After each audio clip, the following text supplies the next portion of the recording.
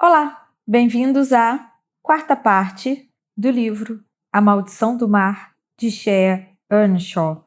Eu me chamo Carla e você é sempre bem-vindo por aqui. Se você está gostando dessa leitura, não se esqueça de deixar seu like no vídeo. Som dos Livros, o canal de audiobooks predileto para quem ama livros. John Talbot.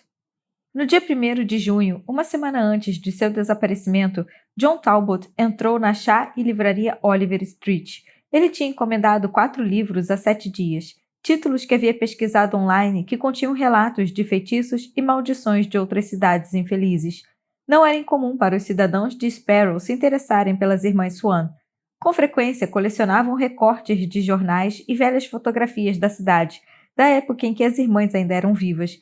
Compartilhavam histórias na Silver Dollar Pub depois de muitas cervejas e em seguida perambulavam pelas docas gritando para a noite sobre os filhos e irmãos que perderam. Às vezes até mesmo se tornavam obcecados. Tristeza e desespero podem causar danos à mente. Mas John Talbot nunca discutiu suas teorias, nunca se embebedou e lamentou a tragédia de Sparrow na companhia de um copo.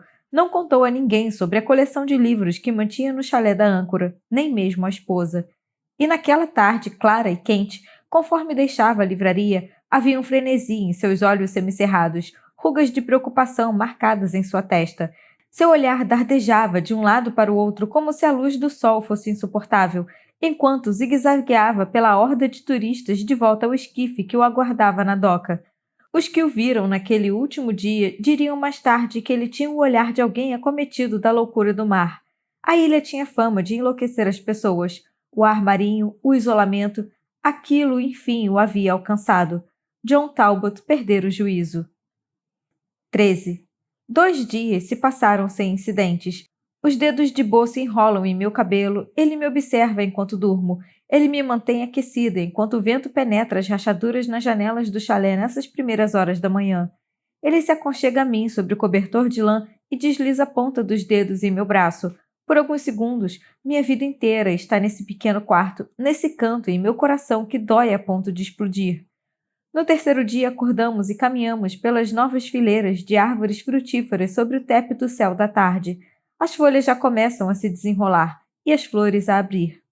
As maçãs e peras dessa safra podem nascer atrofiadas e duras, mas com sorte, nosso trabalho duro renderá frutas suculentas e maduras no próximo ano. Como você era na escola? Pergunto, inclinando o pescoço para o alto a fim de aproveitar o sol. Pequenos pontos brancos dançam sobre as minhas pálpebras. Como assim? Era popular? Ele estende uma das mãos e toca a ponta de um galho áspero, pequenas folhas verdes roçando sua palma. Não.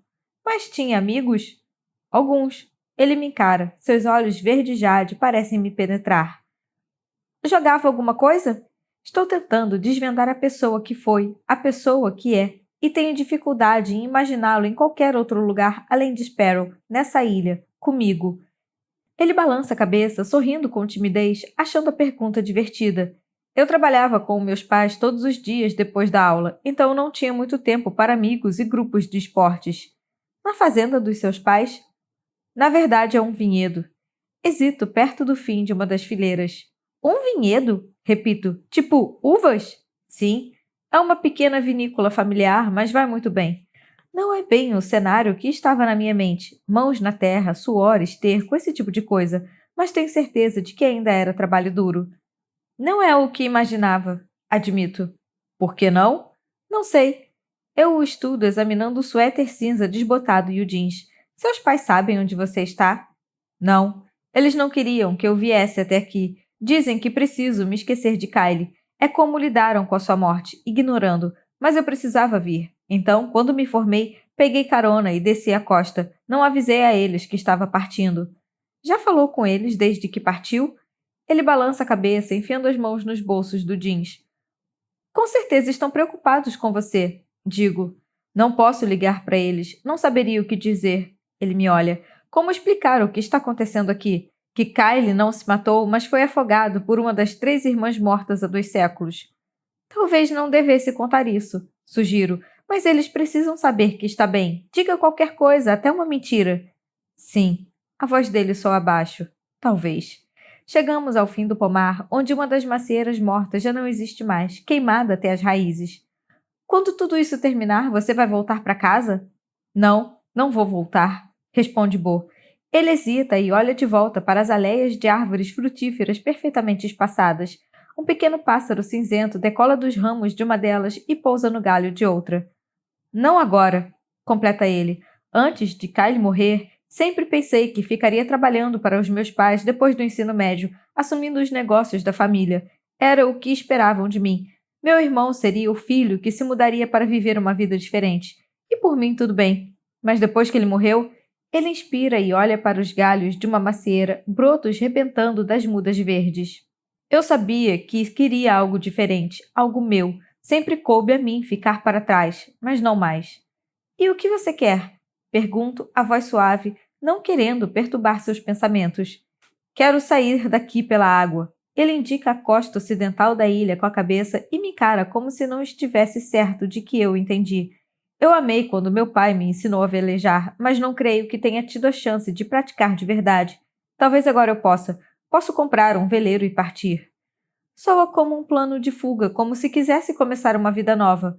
Seus olhos cintilam e ele endireita os ombros para me encarar. Eu quero. E tenho dinheiro. Tenho economizado a vida toda. Seu olhar se torna frio e sério. Você poderia vir comigo. Mordo os lábios, prendendo um sorriso traidor. Você não precisa ficar na cidade, Penny. Pode escapar também, deixar esse lugar para trás. Eu tenho a escola. Posso esperar. Ele diz isso como se tivesse a intenção. Mas minha mãe... Digo, outra desculpa. Sua boca endurece. Não é fácil para mim, explico. Eu me sinto partida, dividida entre o desejo e a prisão dessa ilha. Não é um não, mas também não posso dizer sim. Posso ver a mágoa em seus olhos que ele não me entende, mesmo querendo. Mesmo assim, Bo gentilmente envolve minha cintura com os dedos, puxando-a para si como se temesse me assustar. Algum dia você vai encontrar uma razão boa o suficiente para deixar esse lugar, diz ele. Certa vez li um poema sobre a fragilidade do amor, fino como vidro e facilmente quebrável. Mas não é o tipo de amor que sobrevive em um lugar como esse. Precisa ser resistente e duradouro. Precisa ser pedra. Ele é forte, penso, o mesmo pensamento da outra noite. Pisco para ele a luz do sol filtrada pelas árvores, suavizando suas feições. Mais forte que a maioria dos garotos. Ele poderia sobreviver a esse lugar. É feito de um material diferente, o coração vencido e maltratado como o meu, forjado em metal pesado e terra. Nós dois perdemos coisas, perdemos pessoas. Estamos quebrados, mas lutando para sobreviver. Talvez seja por isso que eu precise de Bo. Ele sabe como eu me sinto. Quer o que eu quero. Ele libertou algo em meu peito, um núcleo gelado onde agora o sangue corre, de volta à vida, o verde em busca de sol. Acho que eu o amo. E isso tirou meu universo dos eixos. Os limites desgastados da minha vida começam a desfiar. Amar alguém é perigoso. Dá a você algo a perder. Fico na ponta dos pés, os lábios de Bo sobre os meus, e sei que ele procura por respostas na serenidade do meu olhar, mas não vai encontrá-las ali. Então ele me beija como se pudesse coagir alguma verdade de mim. Mas posso apenas lhe dar esse instante. Corro os dedos por seu peito, respirando seu cheiro, sorvendo o ar salgado dos seus lábios. Gostaria de poder lhe prometer o para sempre, mas seria uma mentira. Tento ligar para Rose. Deixo mensagens em seu telefone. Peço à sua mãe que lhe diga para retornar a ligação, mas Rose não o faz. Onde ela está? Por que não me liga? Mas não posso deixar a ilha. Não posso arriscar deixar Bo sozinho. Tenho medo de que Olivia tente atraí-lo para o mar de novo.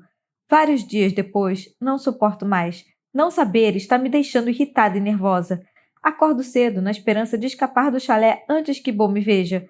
Olga me segue até a porta, com os olhos marejados de frio, a gata pisca. Ela está curiosa para saber o que eu estou fazendo acordada a essa hora. Pego a capa de chuva do gancho de metal ao lado da porta. Uma brisa repentina vale o chalé, borrifando gotas de chuva em meu rosto.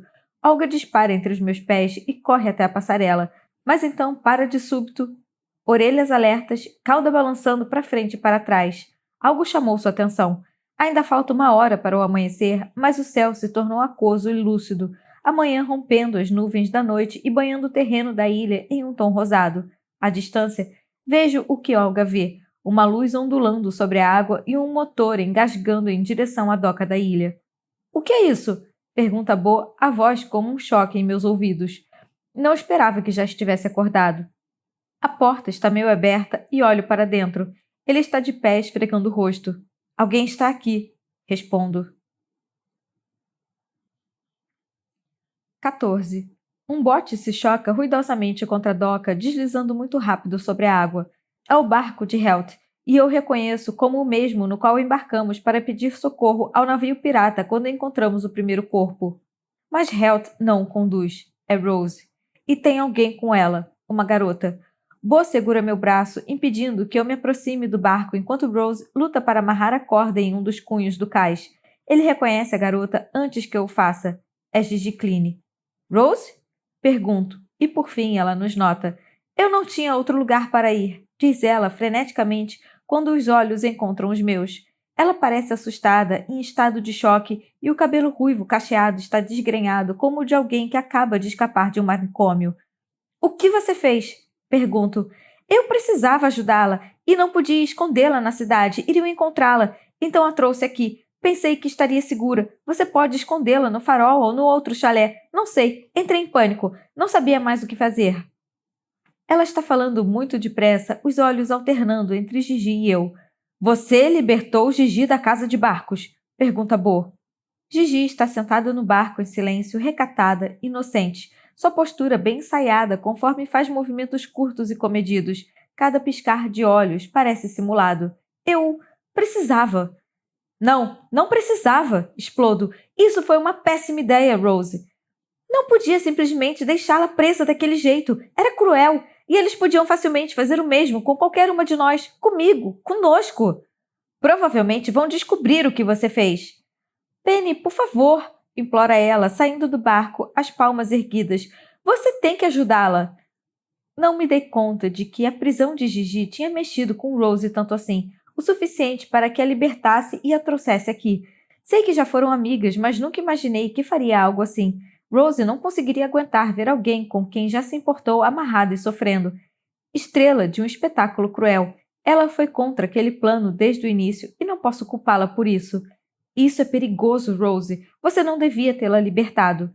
Encontro os olhos de Gigi. Aurora continua presa ali dentro, um animal à espera da oportunidade de sair do esconderijo. Ela não precisou enfeitiçar Davis ou Lon para salvá-la. Rose o fez por pura bondade.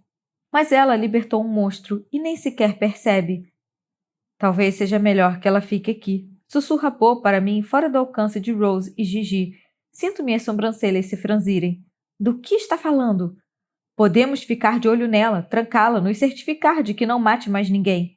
Sei o que ele quer com isso, interrogar Gigi sobre o irmão. Mas o que acontece se ele se convencer de que foi Aurora, sobre o disfarce de Gigi, que matou seu irmão? Ele vai matá-la? Isso é um erro. Tanto Bo como Rose me encaram esperando a minha decisão. Isso não pode estar acontecendo. Tudo bem, tire ela do barco. Vou levá-la ao chalé do velho pescador. Depois decidimos o que fazer. Às vezes penso que essa ilha é um imã de coisas ruins, como um buraco negro nos sugando para um destino inexorável. E às vezes acho que essa ilha é a única coisa que me mantém sã, a única coisa familiar que me resta. Ou talvez eu seja o buraco negro, e todos ao meu redor não podem evitar ser engolidos, afogados e aprisionados em minha órbita. Mas também sei que não posso fazer nada para mudar o fato. A ilha e eu somos uma só. Indico o caminho até o chalé do velho pescador. Rose atrás de mim, em seguida Gigi, Bo fechando a fila. Ele quer se certificar de que Gigi não vai fugir. A porta está destrancada e o interior é mais escuro e úmido do que o chalé do Bo. Ligo o interruptor de luz, mas nada acontece. Atravesso a sala mobiliada com uma cadeira de balanço de madeira e um divã bordô que não combina com qualquer outra coisa no cômodo. Acho um abajur de pé, me ajoelho para ligá-lo na tomada e ele imediatamente acende. Mas a luz não melhora a aparência do chalé. É temporário. Rose tranquiliza Gigi. Mas não sei ao certo o que Rose acha que vai acontecer para mudar as atuais circunstâncias. Raptar Gigi da casa de barcos apenas deixará Davis e Lon mais desconfiados. Os dois vão presumir que uma das irmãs Swan a libertou e agora vão procurá-la. E Rose e eu provavelmente nos tornaremos as principais suspeitas, já que ambas fomos flagradas bisbilhotando a casa de barcos. Agora sei por que Rose foi até lá. Estava planejando raptar Gigi esse tempo todo. Vamos trazer lenha para a lareira. Aviso a Gigi, mas seus olhos não desgrudam do chão. Ela encara um dos cantos do tapete da sala, as bordas desfiadas, provavelmente roída por ratos. Vou achar roupas limpas para você, oferece Rose, olhando para a camisa e o jeans sujos de Gigi. Forço as únicas 2 janelas do chalé, verificando se deslizam nos caixilhos, mas nem se movem. Estão seladas com ferrugem. Esse chalé é bem mais velho do que aquele onde Bo está hospedado, e com certeza essas janelas não são abertas há 2 décadas. Volto para a porta, não querendo ficar muito tempo no mesmo cômodo que Gigi. Está a salvo aqui, ouço Rose dizer a ela, e Bo atravessa a porta, me olhando de soslaio. Nós sabemos quem ela é de verdade. Posso ver que Bo está louco para interrogá-la. Posso comer alguma coisa? Pergunta Gigi. Rose assente. Claro, vamos trazer comida também. Ela não faz ideia de quem acabou de levar para a ilha. Tente descansar um pouco. Imagino que esteja exausta. Assim que Rose sai pela soleira, fecho a porta e Bo pega uma tábua de madeira torta que fora guardada nos fundos do chalé. Ele a enfia sobre a maçaneta, prendendo-a no lugar. O que está fazendo? Pergunta Rose, fazendo menção a pegar a tábua. Ela não é uma prisioneira. Se quiser escondê-la aqui, então é como vai ser. Explico. Não acha mesmo que ela fez alguma coisa de errado? Que ela é uma das irmãs? Rose pode não acreditar nas irmãs Swan, mas ela sabe que eu acredito. Não dá para ter certeza de que ela é inocente. Argumento. Por hora, ela fica trancada. Pelo menos é melhor que a casa de barcos. Por pouco, rebate Rose, mas cruza os braços e recua da porta, concordando de forma relutante com nossas regras. Helt sabe o que você fez? Pergunto. Ela balança a cabeça. Não, mas peguei o barco dos seus pais emprestado, então com certeza vou ter que explicar onde estive. Ele não pode contar nada disso a ninguém. Ele não vai. E ninguém a viu soltá-la? Pergunta Bo. Estava escuro e Lon me pareceu totalmente apagado. É provável que ainda nem tenha se dado conta de que ela saiu. De novo, sou atingida pela noção de que essa é uma ideia horrível. Nem tenho certeza se estamos escondendo o Gigi de Lon e Davis ou se a estamos mantendo prisioneira, assim como eles o fizeram. Seja o que for, estou com uma triste sensação de que tudo vai acabar de um modo trágico. Apenas tome cuidado na cidade, aconselho. Vou tomar. E ela enfia as mãos nos bolsos do casaco, como se para espantar um súbito calafrio. Obrigada.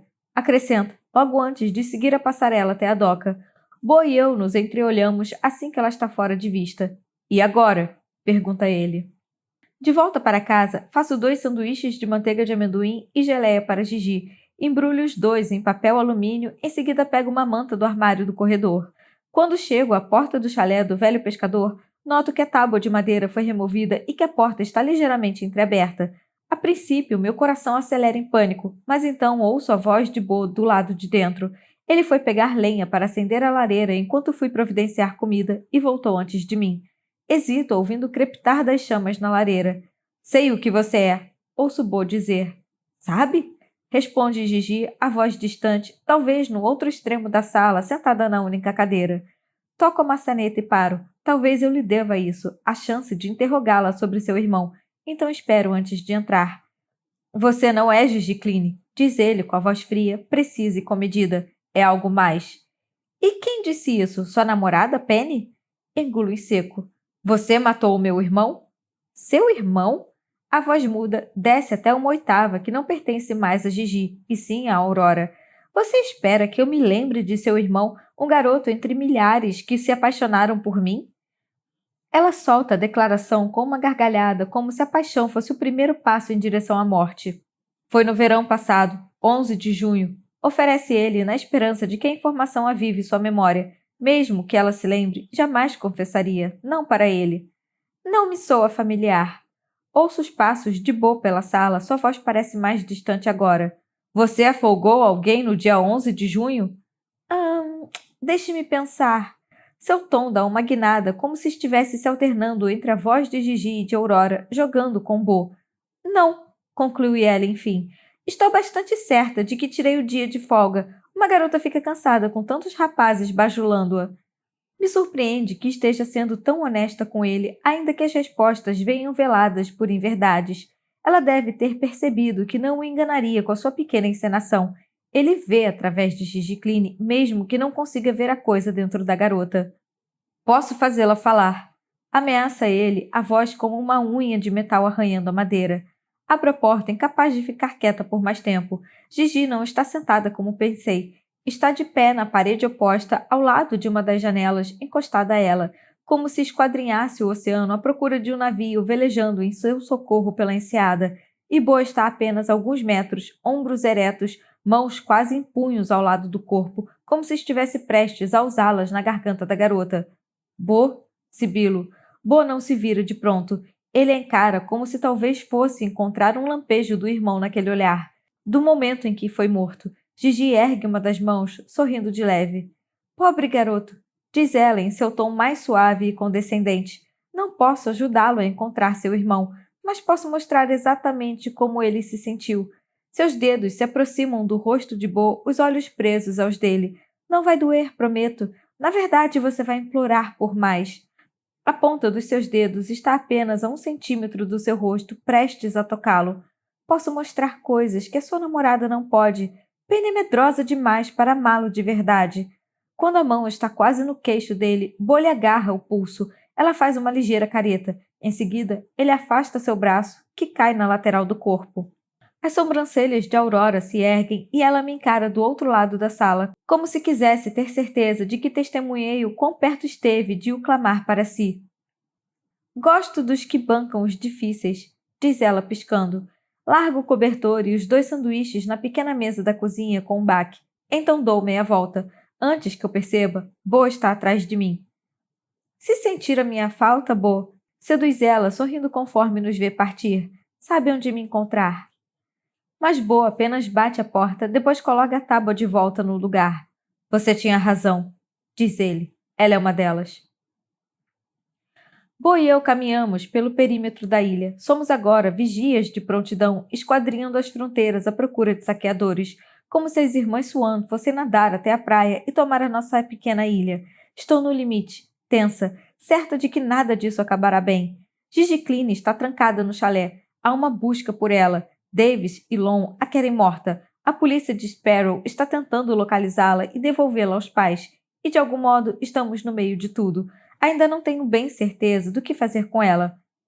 Quer ir até a minha casa para jantar? Pergunto a Bo enquanto o sol começa a se pôr. Passamos a maior parte do tempo em seu chalé, sozinhos, nunca na casa principal. Ele levanta o boné para passar uma das mãos pelo cabelo antes de recolocá-lo na cabeça, mais baixo dessa vez, então é difícil ver seus olhos. E sua mãe? Ela não vai se importar, e não é exatamente um convite, mas uma intimação. Não vou deixá-lo sozinho. Vai que você decide sair para um mergulho outra vez. Respondo com um sorriso, muito embora o assunto não tenha graça. Ele ri, correndo os olhos pela ilha até o chalé onde Gigi está trancada, a tábua de madeira ainda no lugar. Tudo bem, concorda. Esquento uma lata de sopa de tomate e faço 2 queijos quentes no fogão. É uma refeição simples, não há muitas opções, de todo modo. Preciso ir até a cidade para fazer compras, eventualmente, mas não tenho pressa de deixar a ilha. Comemos depressa e Bo me segue pelas escadas. Quando chegamos ao meu quarto, posso ouvir o ventilador no fim do corredor. Minha mãe já está na cama. Sua mãe sabe que eu estou aqui? Pergunta Bo assim que entramos no quarto. Ela sabe. Sente quando alguém chega em casa ou à ilha. E Gigi? Tenho certeza de que minha mãe também sabe que ela está aqui, mas não vai dizer nada. Faz alguns anos que ela não conversa com ninguém de fora da ilha. Não creio que consiga reunir forças para chamar a polícia por conta de uma garota desaparecida, mesmo que queira. Ela está assim por causa do seu pai? Concordo sem demora, então me sento na beirada da cama enquanto ele se acomoda na poltrona ao lado da janela. Depois que ele desapareceu há 3 anos, ela meio que enlouqueceu. Ele assente compreensivo. Lamento. Uma garoa começou a cair, salpicando o vidro e tamborilando o telhado. Um som que suaviza os beirais e ângulos da velha casa. Ao que parece, o amor é o pior tipo de loucura. Vou até a janela e pressiono a palma contra a vidraça. Posso sentir o frio da chuva do outro lado. Você já se apaixonou antes? Bo se atreve a perguntar. Eu o encaro, sorvendo a curva preguiçosa do seu olhar. Uma vez. Confesso, as palavras me escapando. Não é algo de que eu goste de falar. Com ninguém. E? Não durou. Circunstâncias além do nosso controle. Mas ainda pensa nele? Pergunta Bo. Às vezes. Você tem medo? Do quê? De se apaixonar de novo. Suas mãos estão nos braços da poltrona, relaxadas, mas seu olhar parece bem mais intenso. Não. Engulo em seco, o coração na garganta. Ele consegue ouvir o que eu estou pensando, saber o que eu estou sentindo, que meu coração já começa a se derramar, que minha mente mal pensa em outra coisa além dele, que quando estamos juntos, quase acredito que nada mais importa, que talvez ele possa me salvar, que talvez eu possa salvá-lo. Meu medo era não ter outra chance de amar. Ele se levanta da cadeira e caminha até a janela, pressionando o ombro contra a moldura da madeira, maxilar contraído até as têmporas. Como soube que estava apaixonada? A pergunta faz a ponta dos meus dedos formigar com a vontade de tocar seu rosto, mostrar a ele o sentimento rompendo minhas amarras. Era como afundar, revelo. Sei que é um modo estranho de descrever, considerando o tipo de morte predominante na cidade, mas foi o que saiu. Como se estivesse se afogando, mas não se importasse, porque o ar é supérfluo, você só precisa da outra pessoa. Seus olhos procuram os meus, estudando-os, conferindo se estou me afogando. E estou. O relógio ao lado da cama conta os segundos. A chuva marca o tempo. Penny, diz ele com suavidade, o olhar sobre mim. Não vim até aqui, até essa cidade, esperando nada disso. Ele olha para o chão, então ergue os olhos outra vez. Se eu não o tivesse conhecido, provavelmente teria sido mais fácil, menos complicado. Talvez eu tivesse partido há dias. Franzo o senho e ele pigarreia. Suas palavras se quebram e se reagrupam. Isso é difícil para ele. Mas agora eu sei. Ele suspira, os olhos me atravessando, selvagens e inabaláveis. Não vou partir sem você. Mesmo que isso signifique que preciso esperar. Vou esperar. Vou esperar nesse maldito lugar pelo tempo que for necessário. Se quiser que eu fique, então vou ficar. Ele balança a cabeça e abre a boca como se fosse continuar, mas não deixo.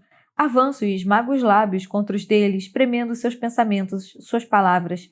Ele tem gosto da brisa de um verão distante, como uma resolução, como um garoto de outra vida, como se fôssemos fazer memórias só nossas, memórias que nada têm a ver com esse lugar. Uma vida, talvez, uma vida de verdade. Abro os olhos, traço seus lábios com os meus. Ele me olha como se eu fosse uma garota trazida pela maré, rara, marcada e quebrada. Uma garota encontrada em água bravia nos recônditos de um conto de fadas sombrio. Ele me olha como se pudesse me amar. Tenho medo, sussurro. De quê? De me permitir amar você e então me sentir ruir quando o perder. Não vou a lugar algum sem você. Promessas são fáceis de fazer, penso, mas não digo, porque sei que ele acredita nas próprias palavras. Ele acredita que o que sentimos nesse instante vai nos redimir no fim. Mas eu sei, finais nunca são simples. Eu me encolho contra a parede. Sua mão ainda toca meu antebraço. Bo não me solta. Como tudo acaba? Pergunta ele como se seus pensamentos trilhassem os meus. O que vai acontecer no solstício de verão? Lembranças me tomam de assalto, os anos passados, a conclusão dos verões, os corpos deixados para trás. Vai haver uma festa igual àquela da praia. Solto meu braço em seu aperto, puxando as mangas do suéter sobre as mãos e cruzando os braços, subitamente gelada. Antes da meia-noite, as irmãs vão voltar para a enseada, libertando os corpos que roubaram. E se elas não entrarem na água? Se Gigi permanecer trancada durante o solstício? Meus pulmões param de funcionar. Ela vai morrer. Ficará presa naquele corpo indefinidamente, mergulhada nos sombrios recessos da mente de Gigi.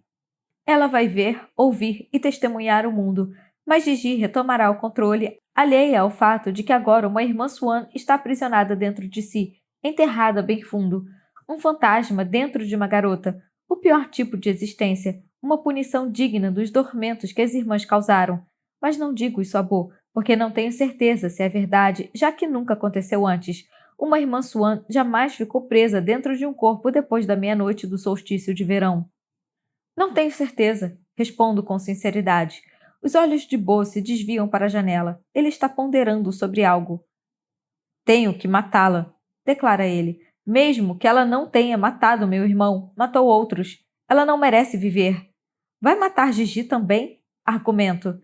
Eu sei, mas você me contou como a cidade matou outras garotas no passado, na esperança de parar as irmãs, mas que sempre pegaram a pessoa errada. Seus olhos procuram os meus. Dessa vez não estamos enganados. Você pode vê-las, sabe quem são. Podemos descobrir onde está a terceira e acabar com tudo de uma vez. Ninguém mais precisa morrer. Exceto 3 garotas inocentes. Melhor que centenas de garotos. Por mais quantos séculos elas retornarão antes que alguém as impeça. Eles nunca acertaram no passado porque não sabiam com certeza quais garotas estavam possuídas, mas nós sabemos, e uma está bem ali, trancada. Bo aponta pela janela e sua súbita urgência me assusta. Não pensei que ele falaria tão sério, que realmente iria querer fazer aquilo, mas agora Bo soa como se pudesse marchar até o chalé e acabar com a vida de Gigi com facilidade, tudo baseado em minha habilidade de ver quem de fato ela é. E você conseguiria conviver com a culpa? Pergunto, sabendo que matou 3 pessoas. Meu irmão está morto, diz ele com frieza. Vim até aqui para descobrir o que houve com ele e descobri. Não posso partir agora. Ele tira o boné e o deixa na cadeira. Preciso fazer isso, Penny. Não precisa. Eu me aproximo. Pelo menos não agora, não essa noite. Talvez possamos encontrar outro modo. Ele suspira, então se apoia na moldura da janela. Não existe outro modo. Estendo a mão para tocar seu ombro, forçando-o a me encarar. Por favor, imploro, erguendo o queixo para ele. Bo tem cheiro de terra, um cheiro selvagem e destemido, e sei que também pode ser perigoso, mas quando estou perto assim, não me importo com o que ele é. Ainda temos alguns dias até o solstício, temos tempo para pensar em alguma coisa. Todos aqueles livros e seu chalé. Talvez haja mesmo um modo de parar as irmãs sem matar as garotas possuídas. Precisamos procurar, temos que tentar. Meus dedos deslizam para sua mão, o calor de sua palma me queimando, me incendiando, me atordoando. Ok, concorda ele, entrelaçando os dedos aos meus. Vamos procurar outro modo, mas se não encontrarmos nenhum... Eu sei. Interrompo Bo antes que possa terminar. Ele vai matar Gigi para atingir Aurora, mas ele não entende o que aquilo significa, tirar uma vida. Isso vai mudá-lo. Não é algo que possa desfazer. O sol conseguiu mergulhar no oceano no intervalo de tempo que ficamos em meu quarto e ligo as luzes ao lado da cama. Um de nós devia ficar acordado para vigiar o chalé, se certificar de que ela não escape, sugere Bo. Duvido que ela tente escapar, mas concordo. As chances de Gigi não são boas na cidade. Com certeza, Lon e Davis estão procurando por ela, e creio que ela sabe que está mais segura aqui, escondida no chalé. Seu erro é pensar que, graças a Rose, vamos protegê-la. Na verdade, estamos tramando meios de matá-la. Irmãs. A magia nem sempre nasce de palavras, de caldeirões fervendo com especiarias ou gatos pretos espreitando por becos sombrios. Algumas maldições se manifestam através do desejo ou da injustiça.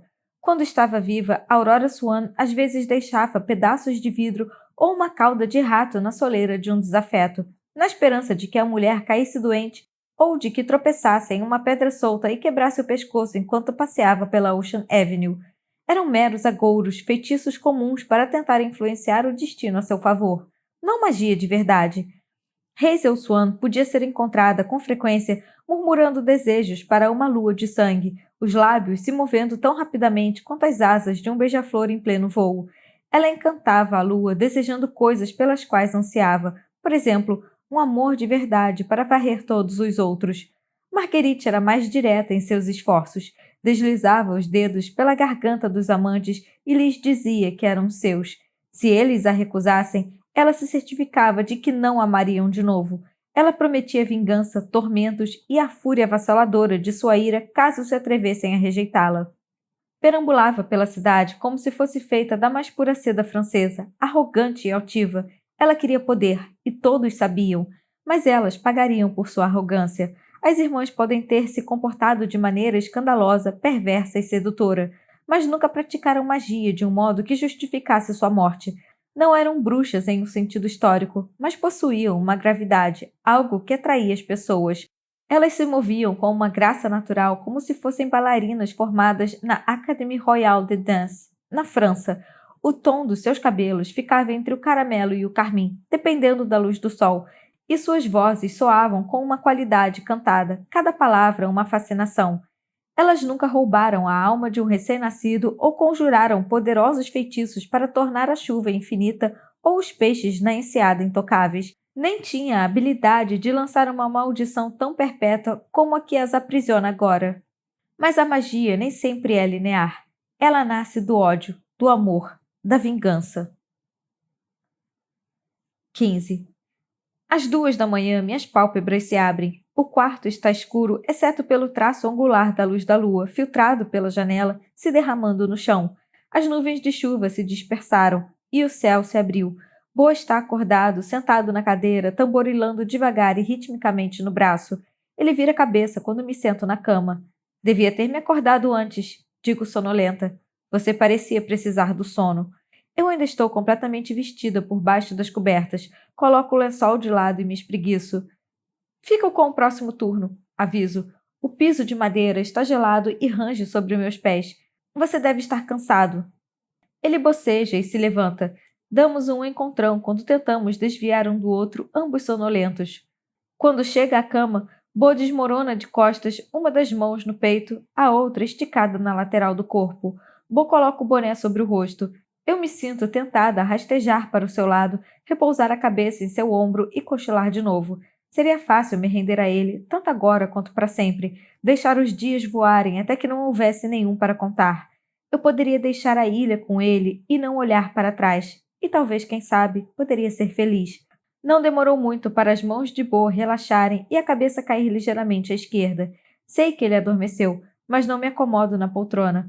Vou até a porta, abro-a o suficiente a fim de escapulir para o corredor. Silenciosamente, desço as escadas até a porta da frente. Algumas nuvens intermitentes cobrem a lua e então a desnudam de novo. Um balé de céu claro e nuvens baixas banhado pelo luar. Visto a capa de chuva tentando me mover com rapidez. Disparo pela noite na direção do chalé do velho pescador. Preciso de várias tentativas até deslocar a tábua presa à maçaneta. Minhas mãos estão úmidas, a madeira está úmida. Quando a porta se abre, a única luz no interior do chalé vem da lareira do outro lado do cômodo. O lugar cheira a mofo, a naftalina e a um pouco de vinagre, e por meio segundo me sinto mal por Gigi estar presa nesse lugar. Ela está parada do outro lado da sala, acordada, as mãos perto do fogo para aquecê-las. Olá, Penny. Cumprimenta sem se virar. Fecha a porta atrás de mim, sacudindo a chuva da capa. Eu não matei o irmão dele. Talvez não, argumento, mas ele está determinado a descobrir quem foi. Instintivamente, quero ir até o fogo em busca de calor, mas também não quero me aproximar de Gigi mais do que já fiz. No sofá, noto o cobertor dobrado que trouxe mais cedo. Ela não dormiu nada. Veio me convidar para o chá e uma chuveirada? Uma chuveirada cairia bem. Não. Então por que está aqui? Ela dá meia volta, o cabelo loiro e liso na altura do ombro. Parece esgarçado e sujo como uma piaçava. De novo, engulo a sensação de pena. Ela pisca e a silhueta cintilante e cinza perolada de Aurora Swan também pisca sobre o seu semblante. São como duas garotas sobrepostas, duas imagens reveladas de forma equivocada, uma pairando sobre a outra. Mas quando Gigi se afasta da lareira, quase não consigo ver Aurora dentro do seu corpo. O contorno do seu rosto desvanece e se torna sombrio. Posso me enganar e acreditar que Aurora não mais está presente e que Gigi é apenas uma garota normal. Preciso falar com você. Sem seu namorado? Pergunta ela, o lado esquerdo do lábio arqueando no canto. Ele quer matar você. A cidade inteira quer. Eles sempre quiseram. Qual é a novidade? No canto do teto, atrás de Aurora, há uma teia de aranha parcialmente desfeita. Pontos escuros, moscas e mariposas estão presos nos fragmentos pegajosos, pernas e asas cativos. A aranha está muito morta, mas a teia segue matando. Mas dessa vez pegaram você nadando de volta à costa depois de afogar dois garotos. Eles têm certeza de que é uma delas. Aurora, Gigi franze o senho, formando uma linha que se ergue em sua testa. E estou certa de que você não fez nada para desencorajar tal ideia. Ela está insinuando que eu disse algo que revelei que ela é, de fato, uma irmã Swan, mas apenas contei a Bo. Não se cansa disso? Pergunto. De matar pessoas ano após ano? Era o que eu queria perguntar quando a confrontei na casa de barcos antes de Lon me flagrar conversando com ela. Ela parece intrigada e sua cabeça se inclina para a esquerda. Como se tivéssemos escolha. E se tivéssemos? Não se esqueça, diz ela com firmeza, de que é por sua culpa que acabamos assim em primeiro lugar. Desço os olhos para o chão. Ciscos de poeira se acumularam ao redor das pernas da mesa da cozinha e nas paredes. Ela sorri então passa a língua pelo lado de dentro da bochecha. Deixe-me adivinhar, você está se apaixonando por aquele garoto? Sua boca se ergue de novo, sorrindo com a satisfação de ter acertado um ponto nevrálgico para mim. e está começando a achar que talvez haja um modo de manter o corpo que ocupa de permanecer humana para sempre? Ela se afasta do fogo, movimentando o maxilar como se fosse ferir. Você é uma maldita ingênua, Hazel. Sempre foi. Mesmo antes, você achava que essa cidade não nos mataria de verdade. Pensava que tínhamos salvação, mas estava errada. Pare, peço a ela com os lábios trêmulos. Essa não é a sua cidade. Esse não é seu corpo. Essas pessoas nos odeiam. Elas nos querem mortas de novo e você está fingindo ser uma delas. Ela empina o queixo como se tentasse me ver sobre um novo ângulo, espionar a coisa dentro de mim. E aquele garoto, Bo, ele não a ama. Ele ama Penny Talbot, a garota cujo corpo você possuiu. As palavras são cuspidas de seus lábios, como se emprestassem um travo amargo à sua língua. E agora você trancou a própria irmã nesse chalé nojento. Você nos traiu, sua família. Você é perigosa, consigo dizer. Assim como você, ela ri. Me diga, planeja passar a temporada inteira sem afogar um garoto sequer? O solstício está chegando. Estou farta disso, admito. Não quero mais matar. Embora a ânsia me devore, instigando a minha alma, a necessidade, como um espinho na garganta, sempre aguilhando a pele, me lembrando do que vim fazer aqui. Mas resisti. Algumas vezes, até mesmo esqueci. Com Bo, o desejo de vingança arrefeceu. Ele me fez acreditar que posso ser outra pessoa, não apenas o monstro que me tornei. Você precisa. É o que fazemos. Ela torce uma mecha do cabelo loiro entre o indicador e o polegar, fazendo um biquinho com os lábios. O rosto de Aurora parece pressionar o crânio de Gigi em busca de mais espaço, estender o pescoço dentro do confinamento daquele corpo. Conheço a sensação. Às vezes também me sinto presa no corpo de Penny, aprisionada pelos limites de sua pele. Temos vivido assim por tempo demais. Digo, a voz mais forte agora, encontrando propósito nas palavras. 2 séculos torturando essa cidade e o que conseguimos? Você se apaixona por um garoto qualquer que nem mesmo é daqui e agora quer proteger a cidade? Ela cruza os braços, ainda vestindo a mesma blusa branca suja de quando afogou os garotos da enseada. Além do mais, gosto de voltar. Gosto de fazer os garotos se apaixonarem por mim, controlá-los, colecioná-los como pequenos troféus. Você gosta de matá-los, é o que quer dizer. Eu os torno meus e mereço guardá-los, dispara ela. Não é minha culpa que sejam tão crédulos e ingênuos. Garotos são fracos, eram fracos há 2 séculos e ainda o são. Quando será o bastante? Nunca. Ela inclina a cabeça, estalando o pescoço. Suspiro. O que esperava ouvir aqui? Qual era a minha esperança? Já devia saber. Minhas irmãs nunca vão parar. Elas são como o mar, exigindo navios e vidas sem remorso, e vão continuar matando por mais 2 séculos se depender delas. Dou meia volta em direção à porta. Não aprendeu a lição, Hazel? Pergunta ela do outro lado do cômodo. Você foi traída pelo garoto que um dia amou. O que a faz pensar que Bo também não vai traí-la? Engulo a fúria crescendo em mim. Ela não sabe nada sobre o que aconteceu antes, há 2 séculos. Isso é diferente, argumento. Bo é diferente. Improvável, mas ele é bonito. Ela sorri. Talvez bonito demais para você. Acho que vou pegá-lo para mim. Fique longe dele, vocifero. Seus olhos semicerram focados em mim. O que pretende fazer com ele exatamente? Não vou matá-lo. Não vou atraí-lo para o mar e afogá-lo. Não é o que quero para ele. Uma existência sombria, aquosa, alma presa enseada, um prisioneiro ao sabor das marés. Você sabe que vai precisar deixá-lo para trás em alguns dias. Ele se apaixonou por um fantasma e ficará com essa garota, Penny, que não se lembrará de nada. Ela solta uma gargalhada. Não vai ser hilário? Ele vai se apaixonar por Penny e não por você. Uma onda de náusea começa a invadir meu estômago.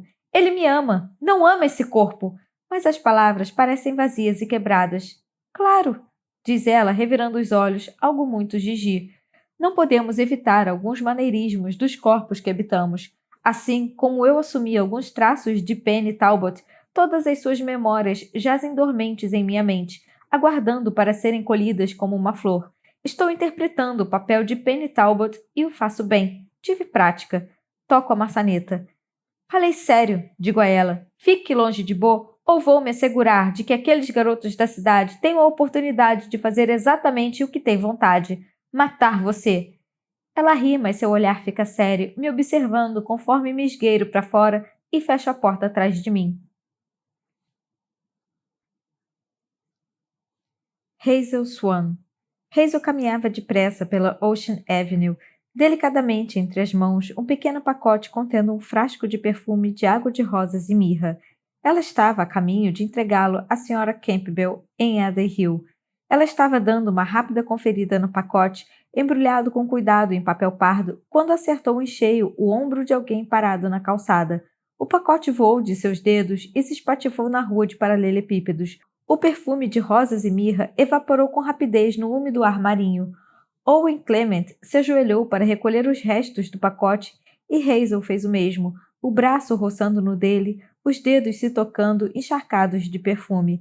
Diferente das irmãs, Hazel sempre havia evitado a atenção dos homens. Portanto, não estava preparada para o desejo que floresceu ao encontrar Owen Clement, o filho do primeiro faroleiro que viveu na Ilha Lumiere. Ele era francês como o pai, e as palavras rolavam em sua boca como uma brisa escarlate. Todas as noites Hazel escapulia com ele pela enseada até a ilha, mãos acariciando a pele, emaranhadas no cabelo um do outro, corpos como um, acordando a cada manhã no apartamento sobre o celeiro que se erguia ao lado da casa principal, o ar cheirando a feno e suor. As galinhas cacarejavam no galinheiro abaixo. No fim de tarde, com apenas o luar para lhes iluminar o rosto, eles perambulavam pela fileira única de macieiras que o pai de Owen havia plantado naquela primavera. Ainda levaria anos antes da primeira colheita, mas a promessa de vida tornava o ar doce e pungente. Juntos os dois exploravam a costa rochosa, deixavam a água banhar seus pés, imaginavam uma vida juntos, mais ao sul, talvez na Califórnia, jogavam pedras na água e desejavam coisas impossíveis. Mas o pai de Owen não confiava nas irmãs, que tinham fama de bruxas, sedutoras que atraíam garotos para as suas camas apenas por diversão. Quando descobriu o filho e Hazel aninhados no apartamento certa manhã, jurou que faria de tudo para que eles nunca mais se vissem de novo. Foi o pai de Owen quem instaurou a Inquisição das Três Irmãs. Foi o pai de Owen que amarrou as pedras em seus tornozelos e jogou as três garotas no fundo da enseada. Foi o pai de Owen o responsável por suas mortes. E ano após ano, verão após verão, Hazel se sentia atraída de volta à Ilha Lumiere pela lembrança do garoto que amou naquele lugar, com o qual forjou promessas, o garoto que ela perdeu há 2 séculos.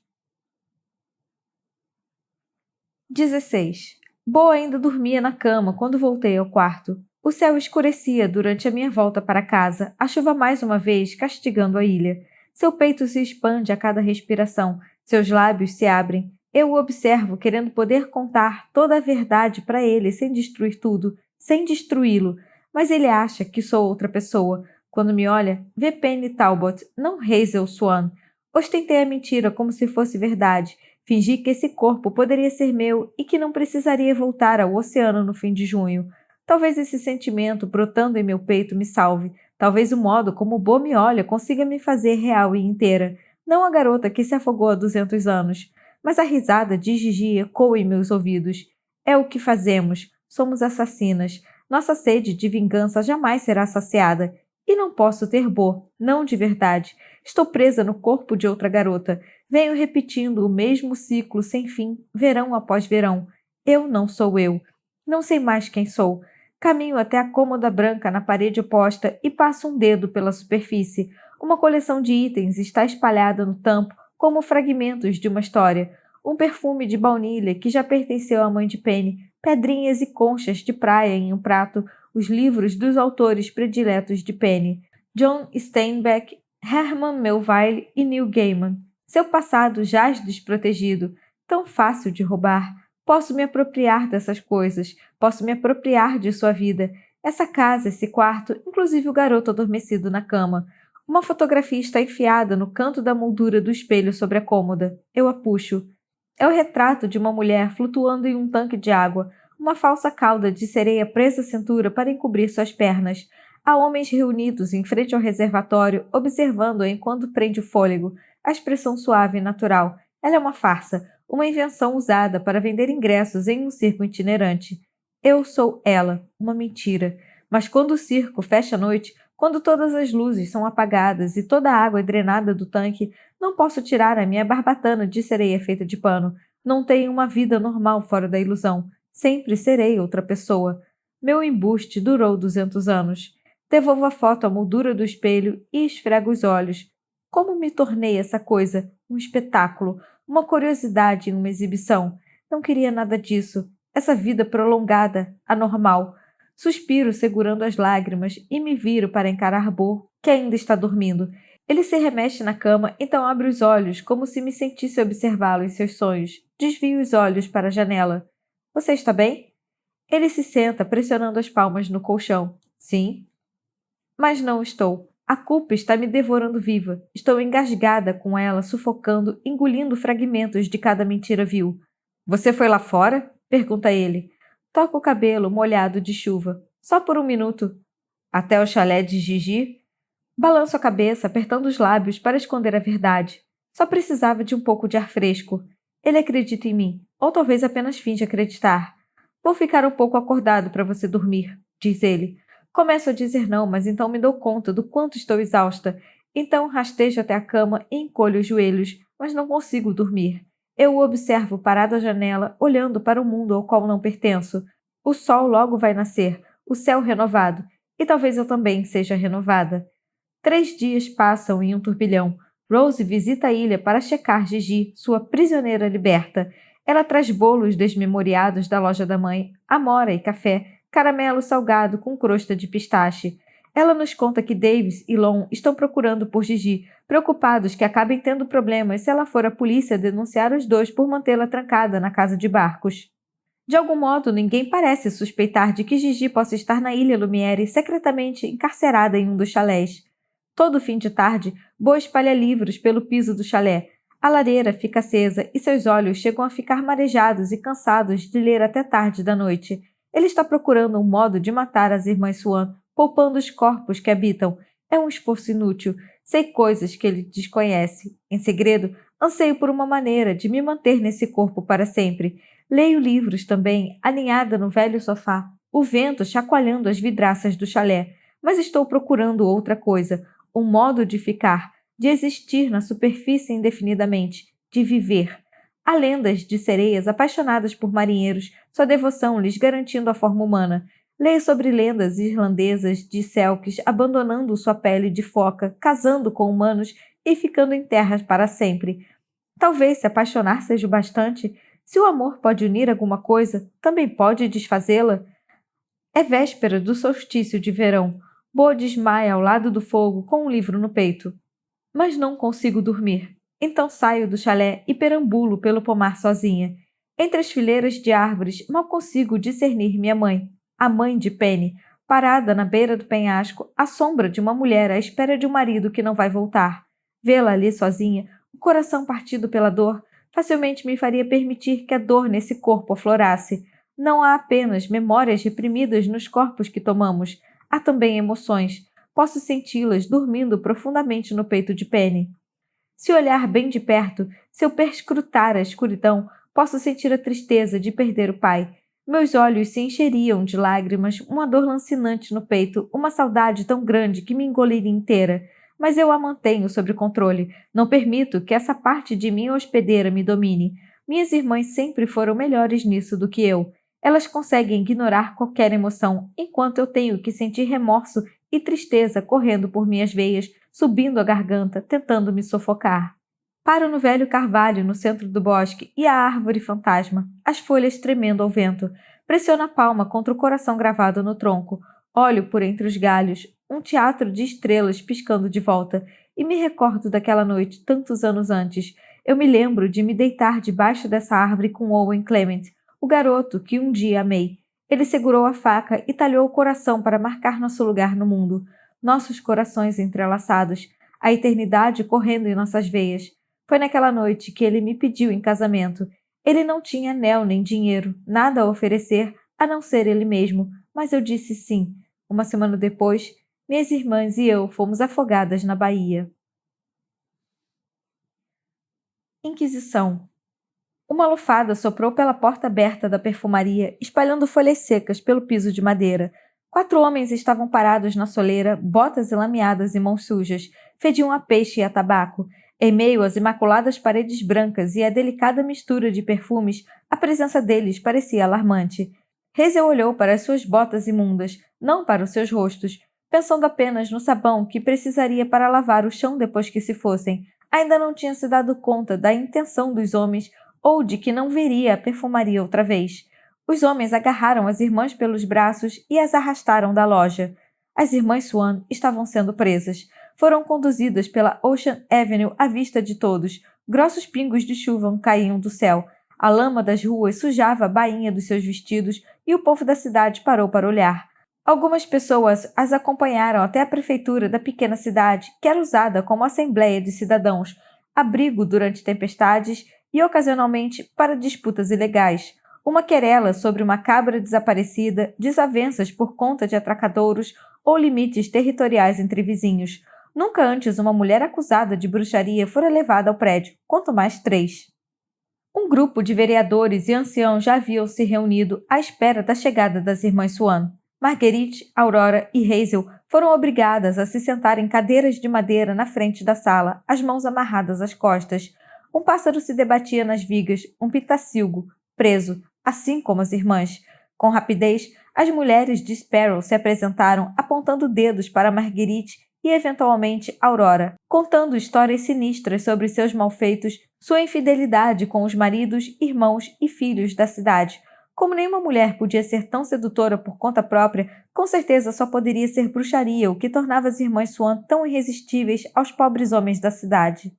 Eles eram meras vítimas da magia proibida das irmãs. Bruxas! Sibilaram. As irmãs não tiveram permissão para falar, muito embora Aurora tenha tentado mais de uma vez. Suas palavras não eram confiáveis. Feitiços poderiam ser facilmente conjurados de seus lábios para encantar aqueles no salão, e então elas usariam seu poder para exigir a própria liberdade. Elas tiveram sorte, disse um dos vereadores, que não houvessem sido amordaçadas.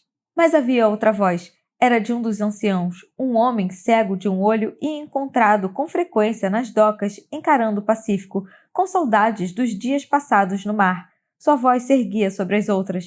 Provas! Berrava ele. Precisamos de provas!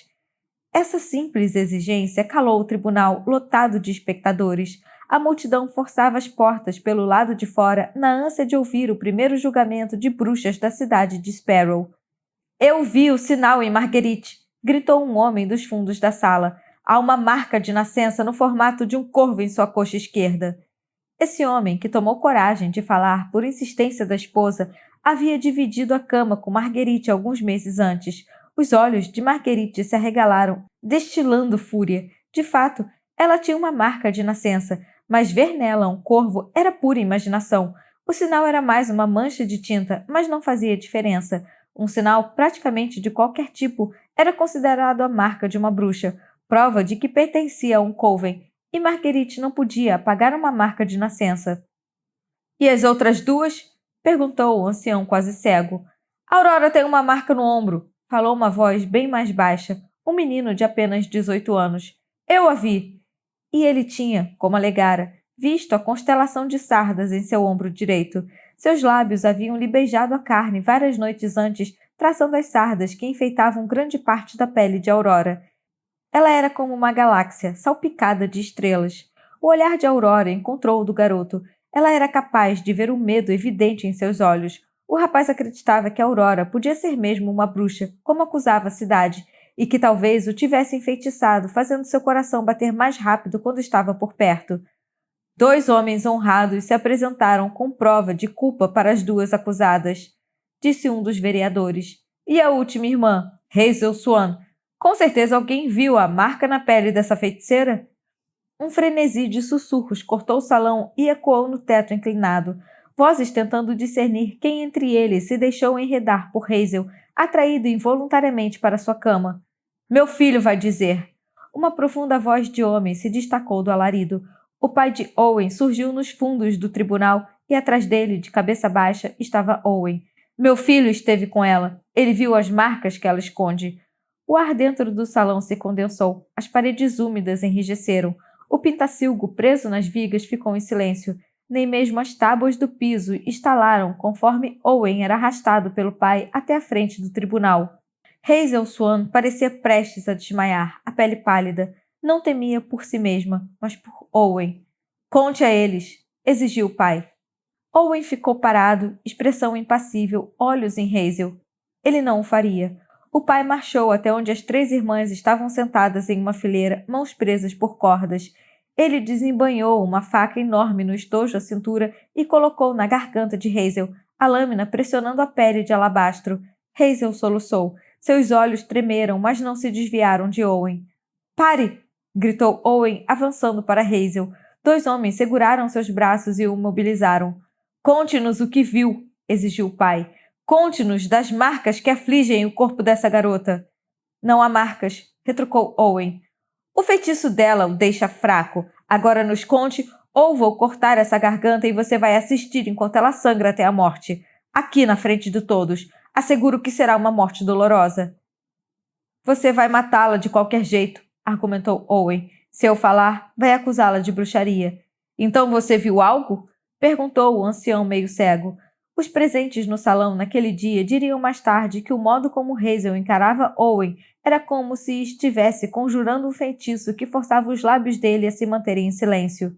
Outros, alguns poucos, que haviam conhecido o amor verdadeiro, viram algo mais.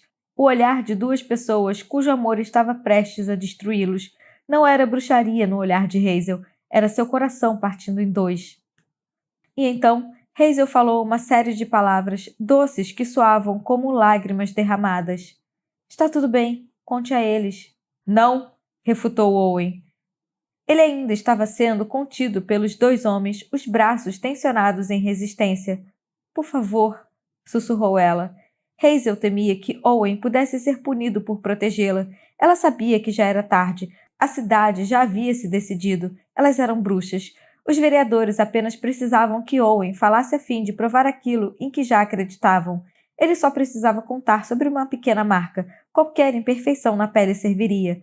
Os olhos do rapaz se encheram d'água. Seus lábios se abriram, o ar carregado de várias respirações, várias batidas de coração, até que ele pronunciou as palavras. Há uma pequena meia-lua nas costelas do lado esquerdo. Uma sarda perfeita. Sussurrara ele contra sua pele naquele exato ponto, os lábios pairando sobre o sinal, o hálito lhe fazendo cócegas na carne. Hazel havia rido, a voz retumbando nas vigas do apartamento sobre o celeiro, os dedos lhe acariciando o cabelo. Owen tinha feito pedidos àquela meia-lua muitas vezes, preces silenciosas para que algum dia Hazel e ele deixassem Sparrow a bordo de um navio a caminho de São Francisco, uma nova vida longe daquela cidade. Talvez, se ela fosse mesmo bruxa, o desejo murmurado suavemente contra sua pele tivesse se tornado realidade, mas não se tornou. Um soluço varreu a sala e seu pai baixou a faca da garganta de Hazel. Aí está, proclamou o homem satisfeito. Prova de que ela também é uma bruxa. Hazel sentiu o coração afundar. A sala ecoava com murmúrios. O pintacilgo voltou a cantar. O ancião meio cego pigarreou, falando alto bastante para que até aqueles do lado de fora da prefeitura, com os ouvidos pressionados contra a porta, pudessem ouvir. Na nossa pequena cidade, onde o oceano nos traz vida, ele também atira. As irmãs Swan são consideradas culpadas de bruxaria e sentenciadas à morte por afogamento, a ser cumprida às 3 da tarde do solstício de verão, um dia auspicioso para garantir que suas almas perversas sejam permanentemente extintas.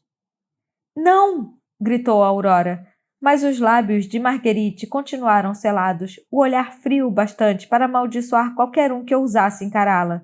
Hazel permaneceu em silêncio, não porque tivesse medo, mas porque não conseguia desviar os olhos de Owen. Ela podia ver seu arrependimento, sua culpa, aquilo o destroçava, mas ele não a desgraçou. As irmãs e ela estavam condenadas desde o dia em que colocaram os pés naquela cidade. Os homens pegaram as 3 irmãs antes que Hazel pudesse dizer uma palavra a Owen, guiando-as até um quarto nos fundos, onde 5 mulheres as despiram, verificaram as marcas que foram usadas contra elas e então as vestiram com trajes brancos para purificar suas almas e assegurar sua eterna e absoluta morte. Mas a morte das 3 não foi absoluta. 17. O chalé chacoalhava com o vento e eu acordei buscando algo que não estava ali. Tinha sonhado com o mar, com o peso de pedras me puxando para o fundo, a água tão gelada que a princípio tossi, mas então não consegui mais lutar conforme se filtrava em meus pulmões. Uma morte sombria, solitária. Minhas irmãs a apenas um dedo de distância enquanto afundávamos até o leito do oceano. Esfrego os olhos, esmagando a memória e o sonho. É cedo. A luz fora do chalé ainda parece uma aquarela de cinzas, e Bo está alimentando o fogo. Que horas são? Pergunto, me virando no chão onde consegui dormir. Ele colocou lenha no fogo, o calor queima meu rosto e pinica meus lábios. Cedo? Pouco mais que 6. Hoje é o solstício de verão. Essa noite, à meia-noite, tudo vai mudar. Bo não foi bem sucedido em encontrar uma maneira de matar as irmãs Swan sem matar os corpos que ocupam. Não há nada nos livros, mas eu sabia que não haveria. E sei no que está pensando enquanto observa as chamas. Hoje ele vai vingar a morte do irmão, mesmo que signifique matar uma garota inocente. Ele não vai permitir que a Aurora continue matando. Vai acabar com a vida dela. Mas também tomei uma decisão. Não vou voltar à água à meia-noite. Não vou retornar ao mar. Vou lutar para manter esse corpo. Quero continuar como Penny Talbot, mesmo que signifique o fim de sua existência. Mesmo que seja impossível, doloroso e aterrorizante. Tenho que tentar. Todo verão, minhas irmãs e eu ganhamos algumas poucas semanas dentro dos corpos que possuímos, o que torna cada dia, cada hora, preciosa e efêmera. E então temos o hábito de permanecer dentro de nossos corpos até o último segundo antes da meia-noite do solstício de verão. Queremos sentir cada último instante sobre a linha d'água, sorver as últimas respirações, observar o céu escuro e cinzento e infinito, tocar o solo sobre nossos pés e saborear a sensação de estarmos vivas. Mesmo quando o chamado da enseada começa a pulsar em nossas mentes, nos atraindo de volta para o seu abraço gelado, resistimos até que se torne insuportável. Nós nos agarramos a esses segundos derradeiros o máximo possível. Já houve verões em que abusamos, esperamos tempo demais para retornar ao mar. Aconteceu com cada uma de nós pelo menos uma vez. Nessas ocasiões, nesses segundos depois da meia-noite, um lampejo de dor lancinante varreu nosso crânio. Mas não é só dor. Há algo mais, uma pressão, como ser esmagado na escuridão, nas sombras profundas do corpo que possuímos. Quando me aconteceu há alguns anos, pude sentir a garota despertando, eu sendo aniquilada. Estávamos trocando de lugar. Onde quer que ela estivesse, escondida, sufocada e suprimida dentro do próprio corpo, agora era a minha vez de ocupar tal lugar. Foi apenas quando retornei ao oceano que me libertei do invólucro da garota. O alívio foi imediato. Jamais arriscaria ficar presa em um corpo depois da meia-noite. No entanto, esse ano, nesse solstício de verão, vou tentar. Talvez consiga lutar, resistir à dor e à força esmagadora me pressionando. Talvez eu esteja mais forte, merecedora até. Talvez esse ano seja diferente. Não tirei a vida de nenhum garoto. Talvez a maldição vá me libertar, me permitir esse pequeno feito. Assim como nos livros que li sobre as sereias e selkies que encontraram um modo de serem humanos e existir fora do mar, vou ficar nesse corpo. Mesmo que Penny seja suprimida indefinidamente, estou disposta a ser egoísta para viver assim. Preciso ir à cidade. Aviso, a voz embargada. Noite passada, sentada sobre o carvalho, percebi que se quiser mesmo compartilhar a vida com Bo, se eu o amo de verdade, então preciso deixar para trás a única coisa que ainda me prende. Para quê? Pergunta ele. Há algo que preciso fazer. Não pode ir sozinha. É muito perigoso. Ajeito a camiseta azul royal que se enrolou em meu torso enquanto dormia, me revirando em meio aos pesadelos. Preciso fazer isso sozinha. Pego o suéter cinza chumbo que estava usando como travesseiro e então me levanto.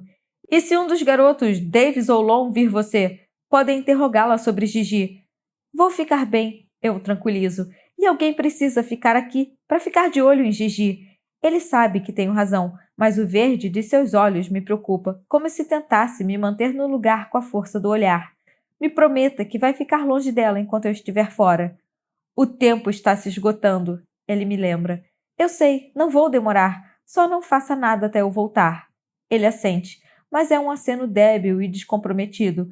Quanto mais tempo eu passar fora da ilha, maior o risco de que algo ruim aconteça. Bo vai matar Gigi. Gigi vai seduzir Bo e atraí-lo para o oceano, onde vai afogá-lo. De qualquer modo, alguém morre.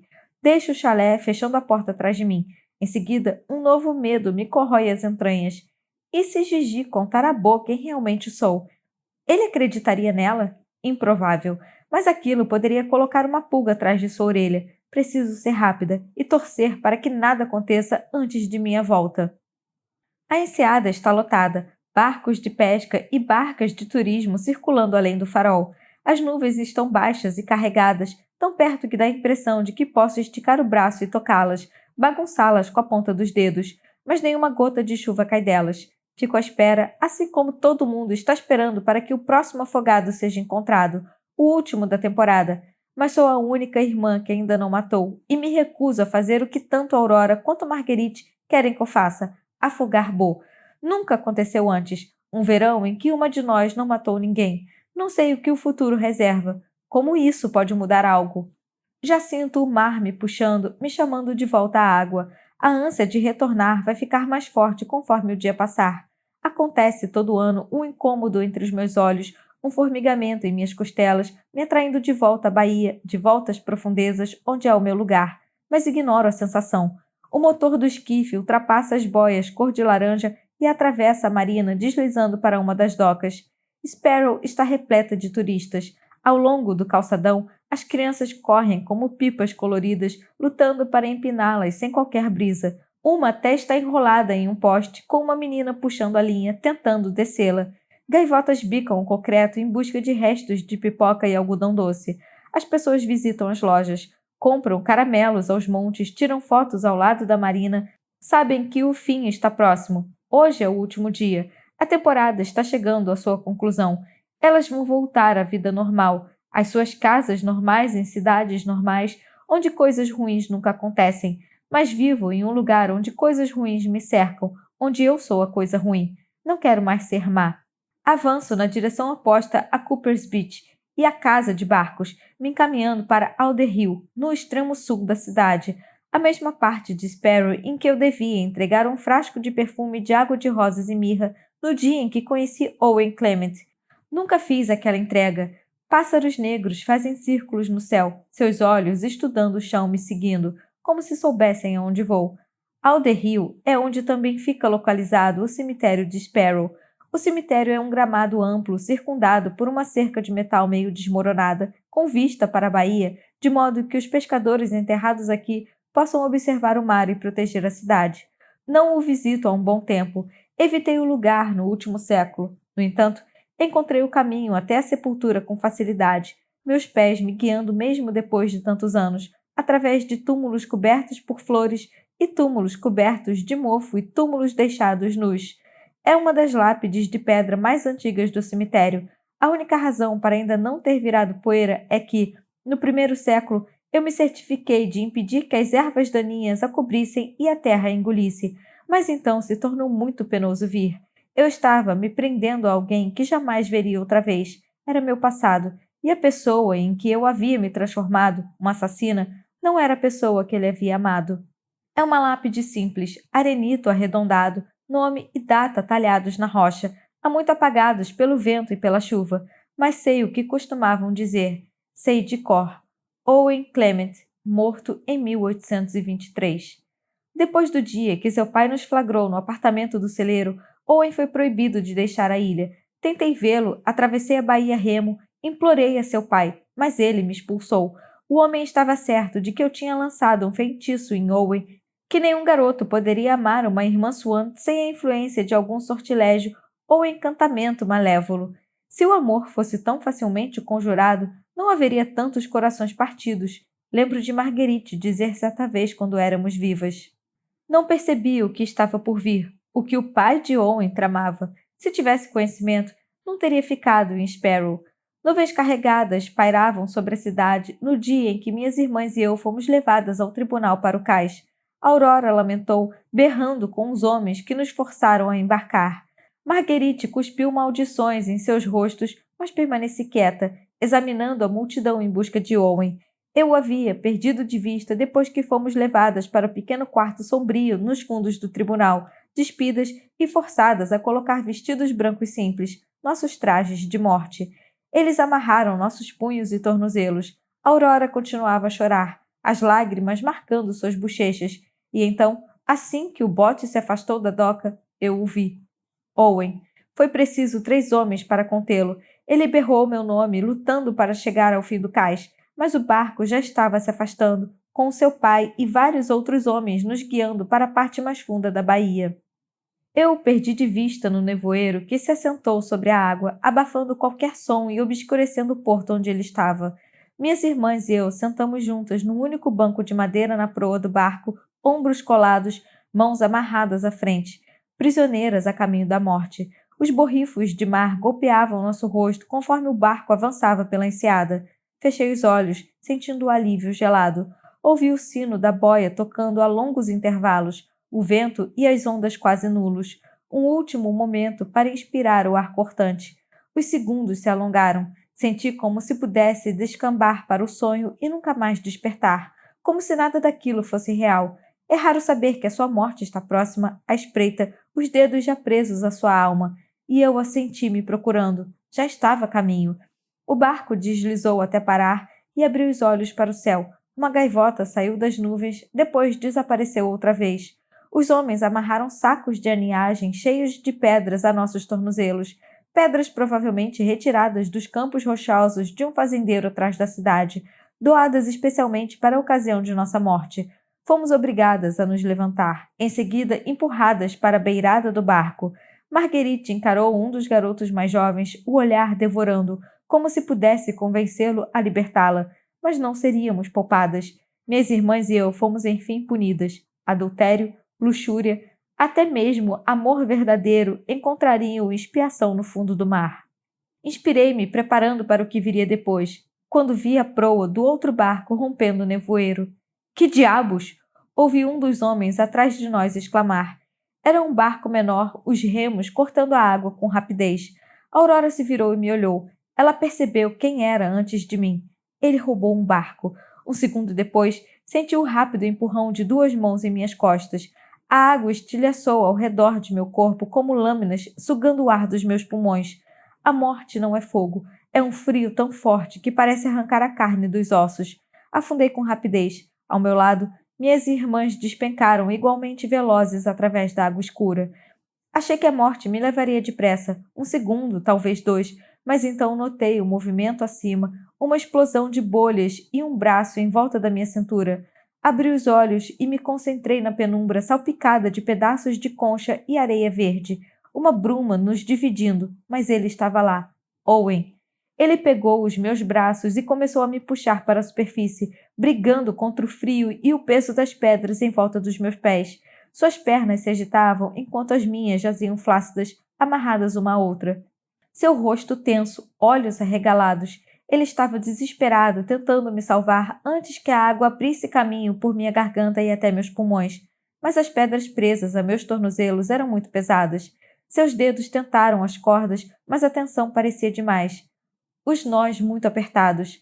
Nossos olhares se encontraram apenas centímetros separados, enquanto afundávamos cada vez mais no leito da baía. Não havia nada que ele pudesse fazer. Balancei a cabeça, desesperada, implorando que desistisse, que me deixasse. Tentei soltar seus dedos, mas ele se recusou a me largar. Ele estava mergulhando muito fundo, muito longe. Não teria ar suficiente para a subida.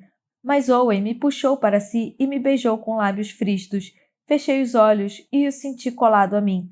É a última coisa de que me lembro antes de tomar fôlego e a água se espalhar por minha garganta. Ele jamais me deixou, mesmo quando já era tarde, mesmo quando soube que não podia me salvar. Naquele dia, nós 2 perdemos a vida na enseada. No verão seguinte, quando retornei à cidade pela primeira vez, escondida no corpo de uma garota local, subi o caminho íngreme até o cemitério de Sparrow e parei no penhasco sobre seu túmulo. Ninguém sabia quem eu era de verdade. Hazel Swan, visitando o garoto que amou, agora enterrado. No dia em que ambos nos afogamos, seu corpo eventualmente flutuou até a superfície da baía, e o pai foi forçado a içar seu único filho do mar, um destino que ele havia desencadeado. A culpa me consumia quando visitei a cova, tanto tempo atrás. Sua vida tinha acabado por minha culpa, e aquela culpa logo se transformou em ódio pela cidade. Todos esses anos, minhas irmãs buscavam vingança pelas próprias mortes, mas eu queria vingar a de Owen. Ele se sacrificou para tentar me salvar, talvez porque acreditasse que havia me traído, por conta do julgamento, por confessar ter visto o sinal da bruxa em minha pele. Ele acreditava ser o responsável por minha morte, mas eu fui responsável pela dele. Eu devia ter morrido naquele dia, devia ter me afogado, mas não. E nunca me perdoei pelo que aconteceu a ele, pela vida que jamais viveu. Ajoelho ao lado do túmulo, limpando as folhas e a terra. Lamento. Começo, então me interrompo. Não é o bastante. Ele se foi há quase 200 anos e eu nunca me despedi. Não de verdade. Não até agora. Baixo a cabeça, insegura se as minhas palavras parecerão suficientes. Jamais quis viver tanto tempo. Sempre desejei que algum dia o mar enfim me levasse, ou a idade avançada me enterrasse ao seu lado. Inspiro fundo. Mas as coisas mudaram, eu mudei. Ergo a cabeça e olho para o mar, uma vista perfeita da enseada e da ilha Lumiere, onde Bo me espera. Acho que o amo, confesso, mas talvez seja tarde demais. Talvez eu não o mereça. Talvez eu não mereça uma vida normal depois de tudo o que fiz, de todas as vidas que tomei. Ele não sabe quem eu sou de verdade, e, portanto, talvez o que sinto por ele também seja uma mentira. O vento acaricia meu rosto e a chuva leve começa a cair no cemitério. A confissão para Owen parece uma penitência, como se eu lhe devesse isso. Mas preciso tentar. Tenho que saber se amá-lo é o bastante para salvar a nós dois. Passo a palma da mão sobre a lápide onde seu nome um dia esteve gravado. Agora apenas uma superfície lisa, um túmulo sem nome. Fecho os olhos, as lágrimas caem lentas em sincronia com a chuva. Talvez eu tenha mesmo morrido naquele dia. Hazel Swan, a garota que um dia fui, não existe mais. Sua vida foi tirada no mesmo dia da de Owen. Minha voz treme conforme uma palavra me escapa, e essa palavra não é apenas para ele, também é para mim. Adeus. Eu me levanto antes que as minhas pernas fiquem muito trêmulas e deixo o cemitério sabendo que jamais voltarei. As pessoas que amei se foram, mas não vou perder aquele que amo agora. 18. Memórias podem se assentar em um lugar. A névoa que perdura muito depois devia ter sido soprada ao mar. Vozes do passado que fincam raízes na fundação de uma cidade, sussurros e acusações que crescem no musgo das calçadas e nas paredes das velhas casas. Essa cidade, esse pequeno amontoado de casas, lojas e barcos ancorados à margem, jamais escapou do passado. Nunca se desprenderam do que fizeram há 200 anos. Os fantasmas permanecem, mas às vezes o passado é a única coisa que mantém um lugar vivo. Sem ele, essa cidade frágil tivesse sido levada pela maré há muito tempo. Afundada na enseada em derrota, ela persiste porque precisa. Penitência é uma coisa impiedosa e duradoura. Ela resiste, pois o passado é esquecido sem ela. Paro na frente de um velho prédio de pedra, baixo e quadrado, situado em uma esquina de frente para o mar. A chuva pinga em minha testa e ombros. O letreiro sobre a porta diz «Bolos desmemoriados da Alba», mas nem sempre foi assim. Uma placa com escrita cursiva arrojada em preto, pintada por Aurora, já esteve sobre a calçada balançando com a brisa. Outrora, aqui funcionava a perfumaria Swan. Embora eu tenha passado por aqui milhares de vezes nos verões após nossa morte e visto incontáveis negócios ocuparem o prédio, até mesmo testemunhado o período de 15 anos em que ficou abandonado e em ruínas, ainda me espanta que depois de tanto tempo tenha resistido, assim como nós. Uma mulher sai pela porta de vidro, suas galochas espalhando água e de uma poça conforme caminha até o utilitário vermelho, segurando uma caixa de bolos. Com certeza cheia de pequenos bolinhos confeitados com a intenção de apagar alguma memória insistente, presa em sua mente. Passei quase todos os dias dentro daquela loja inventando novos aromas feitos a partir de ervas e flores raras. Meus cabelos, dedos e pele sempre encharcados de perfumes que não podiam ser lavados. Os olhos penetravam em tudo que tocassem. Marguerite era uma vendedora e era boa nisso, uma mascate nata. Aurora era a contadora. Pagava as contas e registrava os lucros em uma pequena e bamba mesa de madeira atrás da vitrine principal. E eu era a perfumista, trabalhando em uma sala sem janelas nos fundos que devia funcionar como estoque, um lugar para vassouras e baldes de metal. Mas eu amava o meu trabalho, e à noite minhas irmãs e eu dividíamos um lar atrás da loja. Nem parece o mesmo lugar, diz uma voz ao meu lado. Olivia Green está parada perto de mim, um guarda-chuva preto sobre a cabeça para proteger o cabelo liso e negro como azevite da chuva. Meu olhar atravessa a pele delicada até encontrar Marguerite. As janelas continuam as mesmas, comento olhando de volta para o prédio. Réplicas, retruca a voz mais melancólica que de costume. Tudo o que costumava ser se foi, como nós. Nada que vive tanto tempo pode continuar igual. Nada deveria viver tanto tempo, retruco. Mas nós vivemos, diz ela como se fosse um feito do qual se orgulhar. Talvez 200 anos seja o bastante. Ela suspira. Quer desistir da vida eterna? Não é eterna, argumento. Marguerite e eu nunca vimos nossa prisão do mesmo modo. Como uma boa mão de cartas, ela vê com bons olhos o fato de que devemos viver por séculos, talvez indefinidamente. Mas ela não perdeu nada no dia em que nos afogamos. Eu sim. Ela não estava apaixonada por um garoto, não sentiu amor verdadeiro como o que Owen e eu compartilhávamos. Com o passar de cada ano sobre as ondas, cada verão que emergíamos para exigir nossa vingança da cidade ao tomar seus garotos, perdemos um pouco do que fomos, perdemos nossa humanidade. Assisti ao crescimento da crueldade de minhas irmãs, ao aperfeiçoamento de sua habilidade de matar, até que mal as reconhecia.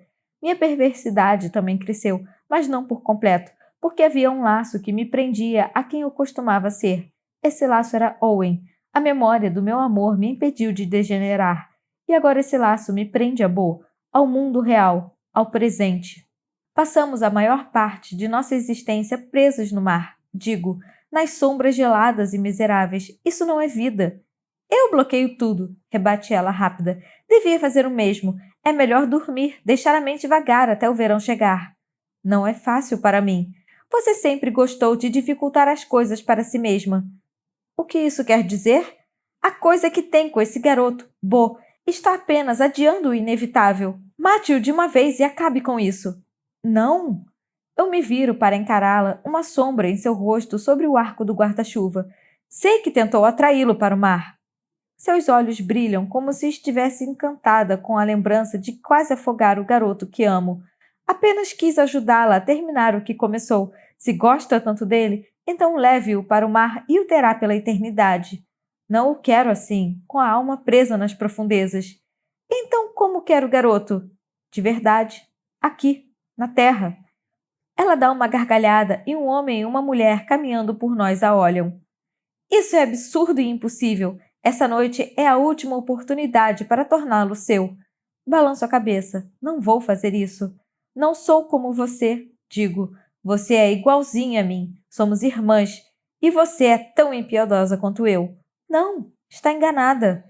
Já se esqueceu de Owen? Como ele a atraiu? Talvez, se ele não tivesse citado a marca em sua pele, você não tivesse sido considerada culpada. Não teria sido afogada conosco, teria vivido uma vida normal, mas não. Seus lábios se curvaram nos cantos, um lobo mostrando os dentes.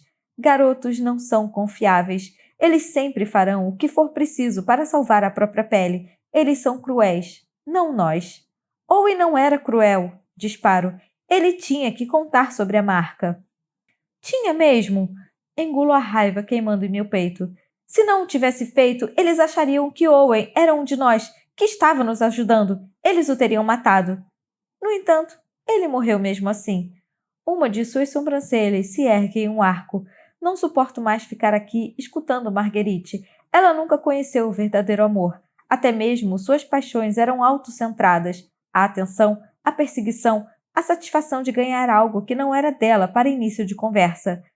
Owen tentou me salvar naquele dia e ele perdeu a vida. Ele me amava, insisto, e Bo me ama agora. Mas você não sabe o que é isso, pois é incapaz de amar.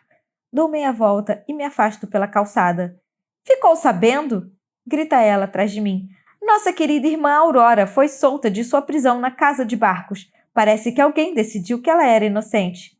Olho por sobre o ombro. Ela não é inocente, retruco. Marguerite se contorce no corpo de Olivia. Nenhuma de nós é. A doca está escorregadia por conta da chuva. As ondas invadem a marina em intervalos regulares, um balé coreografado pela maré e pelo vento. Embarco no esquife e ligo o motor. Alguns raios de sol insistentes rompem as nuvens escuras, derramando claridade na proa do barco. Hoje à noite, A festa do solstício de verão vai acontecer em Coopers Beach, marcando o fim da temporada, mas não estarei lá. Vou ficar na ilha com Bo. Vou ficar nesse corpo, independentemente do que for preciso, não importa o quão doloroso seja, vou lutar por ele. No entanto, tenho a nítida e ansiosa impressão de que alguma coisa ruim está despertando nessas águas, naquela tempestade iminente, e nenhum de nós será o mesmo depois dessa noite. Inscreva-se no canal Som dos Livros para não perder a continuação desse audiolivro. Fim da quarta parte do livro A Maldição do Mar, de Shea Earnshaw.